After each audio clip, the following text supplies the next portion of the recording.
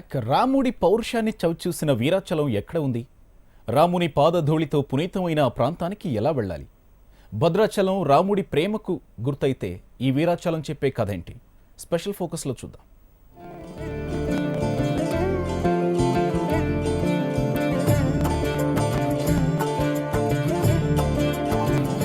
భారతీయ సనాతన ధర్మానికి ప్రతీక కోదండరాముడు.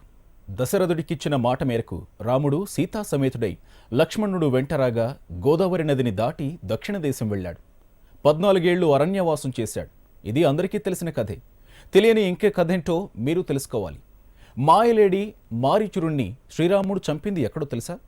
తెలంగాణ రాష్ట్రంలో అతి పురాతనమైన ఈ ఆలయంలో అడుగుజాడలు తెలుసుకోవాలనుకుంటున్నారా?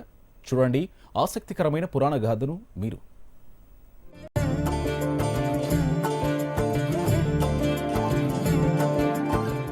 వరంగల్ జిల్లా స్టేషన్ ఖన్పూర్ నియోజకవర్గంలోని జీడికల్లు అనే గ్రామంలో పురాతన రామాలయం ఉంది. ఈ ఆలయానికి 2 కిలోమీటర్ల దూరంలో పరుపు బండ ఉంది. దీనినే లేడీ బండ అంటారు. ఈ పరుపు బండ పైన రాముడు మోకాలు ఆంచి లేడీని సంహరించినాడని విశ్వాసం.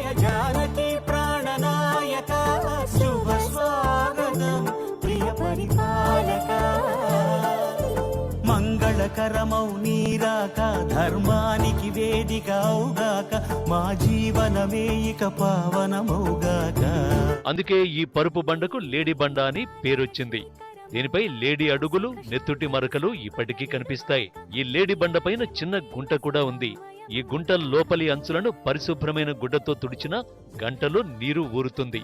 పాప పుణ్య ఫల నిరూపణకు ఈ గుంట అంచులను తుడిచి యాత్రికులు తృప్తి చెందుతూ ఉంటారు.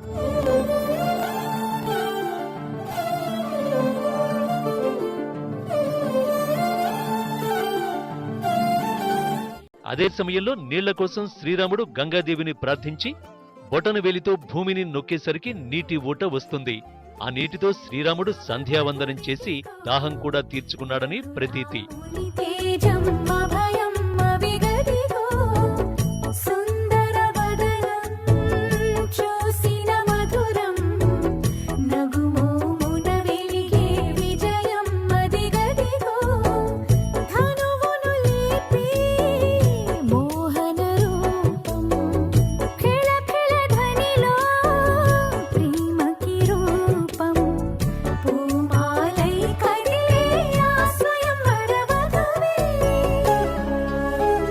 జీడికల్లు రాముణ్ణి దర్శించే యాత్రికులు ఖచ్చితంగా లేడీ బండను సందర్శిస్తారు. ఇక్కడి గుంటను తుడిచి గుంటలో నీరూరిన పుణ్యాత్ములమని భావిస్తారు. ఆ తీర్థం తీసుకుని వెళ్తూ ఉంటారు. లేడిబండ సమీపన దూసమడుగు ఉంది. ఇది చాలా లోతైన మడుగు. మాయలేడిని చంపిన తర్వాత రాముడు తన విల్లములను ఈ మడుగులోనే శుభ్రపరుచుకున్నాడని జానపదుల విశ్వాసం. రఘురాముడి గుట్ట మీద పూర్వం వాల్మీకి ఆశ్రమం ఉండేదట. దానికి చిహ్నంగా వాల్మీకి గుహ ఇప్పటికీ కనిపిస్తుంది. గుట్టకు నైరుతి భాగంలో ఆంజనేయ స్వామి విగ్రహం ఉంది. అలాగే గుట్టపై రామాలయంలో పూర్వం అతి పెద్ద పంచలోహ విగ్రహాలు ఉండేవట. ఈ గుట్టపై ఎండాకాలంలో కూడా నీళ్లు ఉండేలా గుండం కనిపిస్తుంది. వేలాది సంవత్సరాల క్రితం ఇక్కడ మానవులు నివసించిన ఆనవాళ్లుగా రాక్షస గుండ్లు, బూడిద మట్టి, టైటా పెంకులు కనిపిస్తాయి. ఇక్కడ రామటెంకిలు దొరికాయని, రాముడు ఈ ప్రాంతంలో సంచరించాడని ప్రజలు బలంగా నమ్ముతారు. ఈ దేవాలయం భద్రాచలం రామాలయం కంటే పురాతనమైనదని భావిస్తారు. భద్రాచల క్షేత్రంలోని పూజారులు కూడా వాల్మీకి రామాలయాన్ని ప్రత్యేకమైనదిగా గుర్తిస్తారు.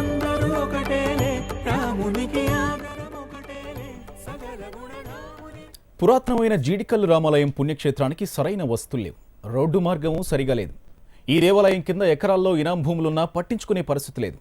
గతంలో ఈ దేవాలయం నుంచి యాదాద్రి నారసింహుడికి ధూపదీప నైవేద్యాలు ఇక్కడి నుంచే వెళ్లేవట. మరి ఇంతటి ప్రసిద్ధి చెందిన క్షేత్రాన్ని ఇలా ఎందుకు గాలి కొదిలేశారు? జీడికల్లు రామాలయంలో ఉన్న ఇంకో పురాణ గాథేంటో ఇప్పుడు చూద్దాం. జీడికల్లు రామాలయ క్షేత్రానికి మరో పురాణ గాథ ఉంది. భద్రుడి పేరు మీద భద్రాచలం క్షేత్రం దక్షిణ అయోధ్యగా పేరొందితే ఇక్కడి క్షేత్రానికి వీరాచలం అన్న పేరుండేదట. దీని వెనుక ఓ ఆసక్తికరమైన కథ ఉంది. పూర్వం వీరుడు, భద్రుడు అనే 2 అన్నదమ్ములు ఉండేవారు. వీరిద్దరూ రామభద్రుడి కోసం ఘోరమైన తపస్సు ఆచరించారు. భద్రుడు గోదావరి తీరాన, వీరుడు గోదావరికి ఆవలి ఒడ్డున తపస్సు ప్రారంభించారట. అలా ఇద్దరికీ ఏకకాలంలో దర్శనమిచ్చిన నారాయణుడు భద్రుడి కోరికపై భద్రాచలం ఆవాసంగా చేసుకుని కొలువు తీరితే, వీరుడి కోరిక మేరకు వీరాచలంగా జీడికల్లులో సాక్షాత్కరించాడట. ఆ వీరాచలమే కాలక్రమంలో జీడికల్లుగా రూపాంతరం చెందింది. వృక్షం నీడలో ఆ యొక్క వీరుడు చాలా కాలం తపస్సు చేసిన తరువాత ఆ యొక్క స్వామి ప్రత్యక్షమై ఏం కావాలో కోరుకో నాయనా అని అంటే ఆ యొక్క వీరుడు స్వామి మీ యొక్క పాదసేవ నేను ఎల్లకాలంలో ఇక్కడ చేసుకొని ఉండాలి కాబట్టి ఈ యొక్క వరాన్ని నాకు ఇవ్వండి స్వామి అని వారు అడిగారు. అడిగిన వెంటనే స్వామి సరే నాయనా అని అనుకొని వెంటనే ఆ యొక్క వరాన్ని ఇచ్చారు. అందువలన ఈ యొక్క స్వామి మనకు ఇక్కడ ప్రత్యక్షమయ్యారు.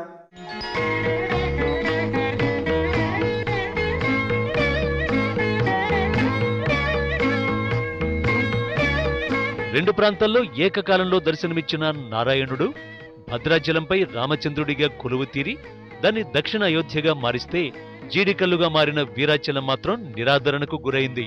ఇంకా గురవుతూనే ఉంది. భద్రాచలం అంత ప్రాచుర్యం లేకపోగా పట్టించుకునే పరిస్థితికి దూరమైంది.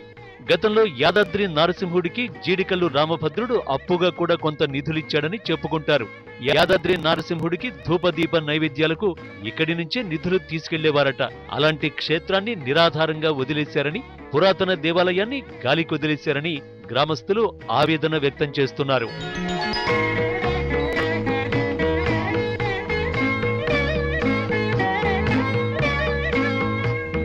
ఇక జీడికల్లు రామాలయానికి తెలుగు రాష్ట్రాల్లోని వివిధ ప్రాంతాల్లో ఈనాం భూములు కూడా ఉన్నాయి.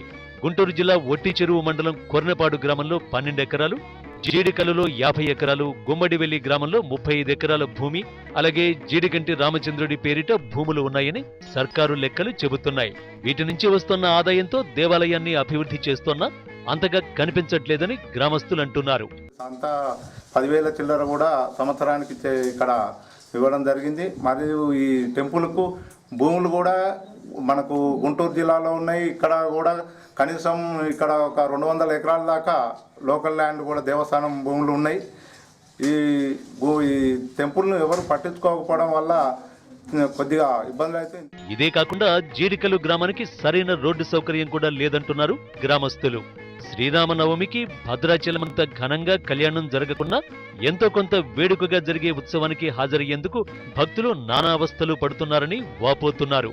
ఇప్పటికైనా కనీసం దేవాలయం అభివృద్ధికి తెలంగాణ పాలకులు చర్యలు తీసుకోవాలని, జీడికంటి రామాలయాన్ని భద్రాచలంలా తీర్చిదిద్దాలని గ్రామస్తులతో పాటు భక్తులు కోరుతున్నారు. మరి ఈ దిశగా పాలకులు ఎలాంటి చర్యలు తీసుకోవాలో వేచి చూడాలి.